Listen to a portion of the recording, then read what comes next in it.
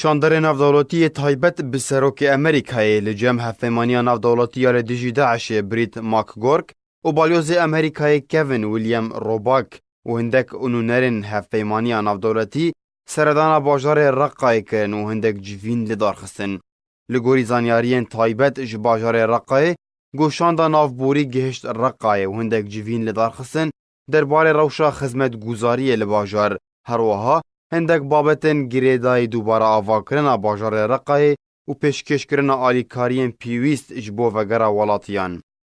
Her li gorî zanyariyên arkê, got Amerîka hewlên xwe biriya pêşkêşkirina alîkariyê ji bo encumena Reqqaya sivîl ya bi ser PYD vedike, da ku pirsgirêkên têne pêşiya wan çareser bikin û balkişan serweyekê ku berpirsên Amerîkî pilebilind serpirîştiya faylê Reqqayê dikin ku her dem û demekê seredanên şandên Amerîkî ji bo Reqqayê ji bo çavdêriya kar têne li darxistin.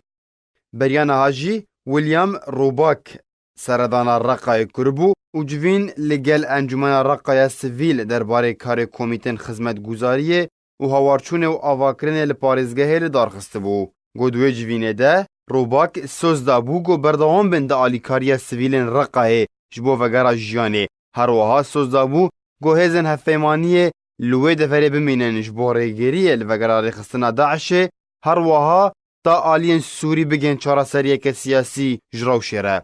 Çekdarên Sûriya Demokratîk yên bi ser PYD ve bi alîkariya hêzên hevpêmaniya navdewletiya li dijî Daişê di cotmeha sala borî de bajarê Reqqa kontrol kirin. Piştî şerekî giran û dirêj bi rêxistina Daişê re got encam de bi sedan ji ciwanên Kurd bûn qurbanî di ber vî bajarî de.